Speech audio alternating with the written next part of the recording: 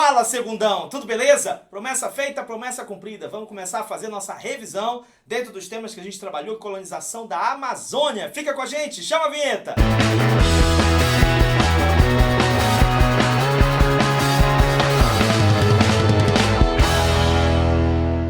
Muito bem, moçada, vamos nessa. A primeira questão diz assim: o que foi a União Ibérica e qual a sua influência na história da colonização da Amazônia? A União Ibérica é esse momento em que Portugal e Espanha vão ser governados pelo mesmo rei. Ela acontece entre 1580 e 1640, porque o rei de Portugal havia morrido e o parente mais próximo era o rei da Espanha, Filipe II. Ele reivindica o trono, guerreia, conquista o trono e a partir de então ele passa a ser o rei da Espanha, que ele já era, e o rei de Portugal também ao mesmo tempo. Os dois países continuaram sendo países independentes, separados, né, dois países distintos, mas com a diferença que agora o rei da Espanha governava sobre os dois países, sobre os dois territórios. Qual a influência disso na colonização da Amazônia?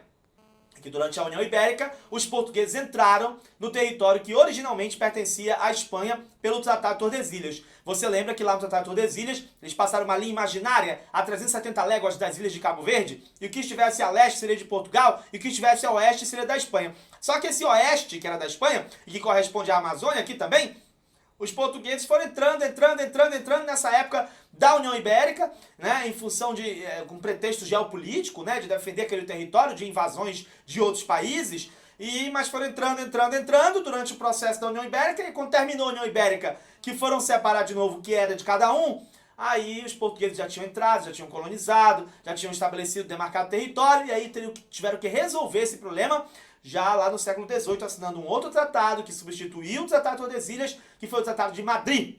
Então, qual a influência disso? É que durante o processo da União Ibérica, a colonização portuguesa adentrou aqui pela região amazônica e acabou consolidando esse território para o domínio português. Próxima, pesquisa sobre a expedição do Pedro Teixeira e a sua importância para a colonização portuguesa da Amazônia. A expedição do Pedro Teixeira acontece em 1637, é uma expedição portuguesa, 3 anos antes de terminar a União Ibérica, e ela é importante porque ela vai dar elementos para a coroa portuguesa no que se refere a informações sobre a região amazônica. Até então, nós tivemos expedições que passaram por aqui. Antes disso, a gente estuda, inclusive, a expedição do Orellana, do Sul Aguirre, né, e outras expedições que passam por aqui, e que foram expedições importantes. As expedições espanholas deixaram informações importantes sobre a região amazônica, sobre os cascados complexos, mas a do Pedro Teixeira é uma expedição portuguesa, que está acontecendo no século XVII, que vai fazer o percurso nos dois sentidos, Belém-Quito, Quito-Belém. Então ele vai percorrer o rio nos dois sentidos e ele vai então coletar informações importantes agora para a coroa portuguesa a respeito dessa região amazônica. Então por isso a importância dessa expedição dentro desse cenário. Próxima, cite as diferenças entre a colonização da Amazônia e o processo colonizador do Brasil nos seguintes aspectos. Na parte econômica. Na parte econômica a gente sabe que quando começa a colonização lá no restante do Brasil, eles começaram no período pré-colonial explorando o pau-brasil, depois no início da colonização eles vão explorar a cana-de-açúcar, né, vão cultivar a cana-de-açúcar, e aí lá na frente é que vem a questão do ouro, né, e juntamente com outras economias secundárias que acontecem no processo colonizador. Aqui na Amazônia o foco é outro. Aqui na Amazônia o foco não é pau-brasil, o foco não é açúcar, o foco não vai ser o ouro, o foco vai ser as drogas do sertão. Esse vai ser o foco, a extração das drogas do sertão, das especiarias amazônicas, isso aí é que vai ser o foco aqui na Amazônia. Na parte da administração, a gente tem duas administrações diferentes. Uma coisa é a colonização do restante do Brasil, outra coisa é a colonização da Amazônia. Eram duas colônias separadas, com administrações distintas. Essa região aqui da Amazônia se conectava diretamente com Lisboa. Na época da independência nós temos um estado aqui que é o estado do Grão-Pará e Maranhão, que se conecta direto com Lisboa, não está sujeito ao Rio de Janeiro. E aí não por acaso, quando acontece a independência, nem todo mundo quer fazer parte desse Brasil que está nascendo ali com esse processo de independência. E vai ter uma guerra, que é a Guerra de Independência, onde essa região amazônica vai ser anexada pela força das armas ao Império do Brasil. Esse Império do Brasil independente que está nascendo depois de 22. Mas antes disso, né, durante o processo colonizador, o que a gente tem que saber? A gente tem que saber que eram duas colônias diferentes, eram administrações diferentes dentro dessa estrutura colonial. Próxima, na questão da mão de obra, outra diferença fundamental. Os portugueses lá no restante do Brasil, eles começaram explorando o índio na época do pau-brasil, depois quando passaram para a cana-de-açúcar, continuaram explorando o índio por um tempo, né, até a virada do século XVI para o XVII. mas depois eles começaram a substituir a mão de obra indígena pela mão de obra do negro, do africano, lá no restante do Brasil, nos engenhos de açúcar. E aqui na Amazônia? Na Amazônia é outra parada. Na Amazônia, a mão de obra predominante não é a mão de obra do negro, a mão de obra predominante é a mão de obra do índio, mano. Por quê? Porque a exploração aqui é das drogas do sertão. E quem é que sabe acessar as drogas do sertão? O índio. Então, por isso, na Amazônia, quem tem o índio tem tudo. Quem não tem o índio não tem nada. Próxima. Quais foram os dois fatores considerados os principais motivadores da colonização portuguesa da Amazônia? Os dois principais fatores, o primeiro é a questão geopolítica, né, defender esse território amazônico de possíveis invasões dos franceses, dos ingleses, dos irlandeses, etc. Então existe uma questão geopolítica que faz com que essa colonização da Amazônia acabe avançando e vista como necessária. E o outro fator seria a questão econômica mesmo, a própria exploração das riquezas, a exploração das especiarias amazônicas, das chamadas drogas do sertão. Próxima, pesquisa sobre o estado do Maranhão, existente entre 1621 e 1652, e indique suas principais características.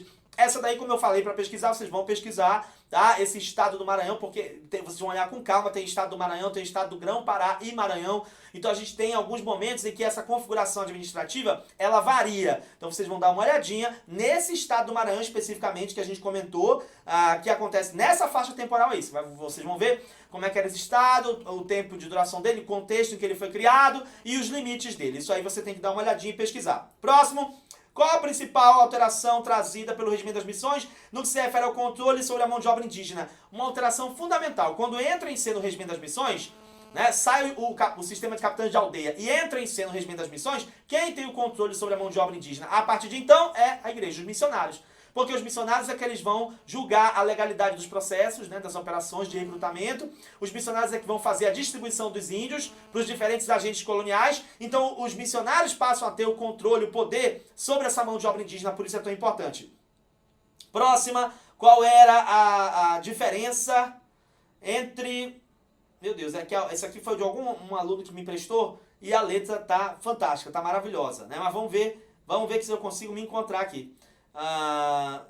Aqui, qual era a diferença entre o status jurídico do índio recrutado através dos descimentos e daqueles recrutados através dos resgates e guerras justas? Bom, o índio que vem pelo descimento, ele é considerado livre juridicamente. O índio que vem pelo resgate e pela guerra justa, ele é considerado cativo. Esse é o status jurídico dele. Próximo. Faça uma síntese do organograma do regimento das missões, explicando o destino dos índios recrutados através de cada uma das operações de recrutamento. É muito simples, a gente viu, se colocou na lousa também, né, no regimento das missões. Vem o índio pelo descimento, vai para as aldeias de repartição. Na aldeia de repartição, metade fica retido, metade vai ser alugada para os agentes coloniais. Aí vem o índio pelo resgate e pela guerra justa. O índio que vem pelo resgate e pela guerra justa vai parar no mercado de escravos. Ali ele vai ser comercializado. Quando ele é comercializado, ele também é distribuído para os 3 agentes coloniais, né, que estão trabalhando aqui na colonização da Amazônia. Isso aí você tem um organograma, dá para você olhar com calma. Porque as ordens missionárias entraram em conflito durante a vigência do regimento das missões? Porque eles fizeram um loteamento aqui da Amazônia, né, e nesse loteamento da Amazônia, uma ordem ficou privilegiada, que foi a ordem dos jesuítas. Ela recebeu as melhores áreas. E o que eram as melhores áreas naquela época? As áreas onde havia maior concentração de índios. Então a gente vai ter, na verdade, uma disputa, um conflito entre as próprias ordens missionárias em função dessa questão aí do controle da mão de obra indígena, que passa por essa questão do loteamento, passa por essa questão das áreas que foram distribuídas entre essas ordens missionárias para que elas administrassem aqui na Amazônia. Então por isso a gente tem um conflito que é fundamentalmente pela mão de obra indígena, pelo domínio, pelo controle da mão de obra indígena. Por que os jesuítas ficaram tão poderosos durante o regimento das missões? Porque, de fato, essa ordem missionária, ela ficou com as melhores terras, as áreas onde havia maior concentração de índios, e eles se transformaram num verdadeiro poder paralelo aqui na Amazônia. Eles enriqueceram, eles acumularam patrimônio superior a 500 mil cabeças de gado, 55 grandes fazendas que eles tinham por aqui, nessa época do regimento das missões. Por um lado, eles catequizavam, por outro, eles exploravam a mão de obra indígena, e o resultado desse trabalho, eles usufruíam, certo? Por isso que eles ficam tão poderosos, tão influentes aqui na Amazônia. E as 3 últimas são as operações de recrutamento. O que eram os descimentos? Os descimentos são operações de recrutamento onde você desloca o índio da aldeia de origem dele para a aldeia de repartição. Você vai descer o índio da aldeia de origem dele para a aldeia de repartição. Não significa que ele está descendo literalmente, não. Descer é uma força de expressão. Você vai deslocar o índio, ele vem da aldeia de origem dele para a aldeia de repartição. Ele vem porque ele quer? você vai chegar lá e vai tentar convencer esse índio a descer com você para trabalhar com você na sua aldeia colonizadora, mano. E esse índio vem feliz e alegre, cantando a música da Xuxa, vamos brincar de índio, não é isso? Claro que não. Esse índio vem coagido, vem ameaçado, vem pelos cabelos, enfim, vem na marra. Esse índio vem participar do descido, né? São os índios descidos. E o resgate? O resgate é a compra de índios prisioneiros. Uma tribo guerreava com a outra tribo e capturava índios. Uma capturava índios da outra. Aí o colonizador chegava lá e comprava esses prisioneiros. Certo? Esses índios, muitos desses índios eram índios de corda, índios que estavam prestes a serem comidos, prestes a serem submetidos ao canibalismo, né, por parte da sua tribo inimiga, porque algumas tribos faziam isso. Elas prendiam o índio e aí elas depois comiam esse índio. Algumas acreditavam que comendo o índio elas estariam adquirindo as características positivas desse índio, por isso elas devoravam os seus prisioneiros. Então alguns desses índios eram índios de corda. E aí o colonizador chegava para resgatar esses índios e impedir que eles fossem canibalizados. Por isso essa operação ficou conhecida como resgate. E a guerra justa é o conflito direto entre o colono e a tribo indígena. Os colonos podiam atacar as tribos indígenas e capturar índios dessas tribos. Mas para isso eles tinham que ter autorização da coroa portuguesa. A gente viu isso.